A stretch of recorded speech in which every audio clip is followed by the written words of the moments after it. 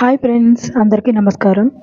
కోరిన కోరికలు తీరాలంటే ప్రతిరోజు ఈ సుబ్రహ్మణ్య స్వామి మంత్రాన్ని పఠించి చూడండి. ప్రతిరోజు 3 సార్లు కానీ 6 సార్లు కానీ 9 సార్లు కానీ పఠించి చూడండి.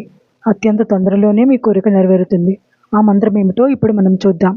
ఓం శరవణ భవాయ విద్మహే కార్తికేయాయ ధీమహి తన్నో స్కంధ ప్రచోదయాత్. ఓం శరవణ భవాయ విద్మహే కార్తికేయాయ ధీమహి తన్నో స్కంధ ప్రచోదయాత్.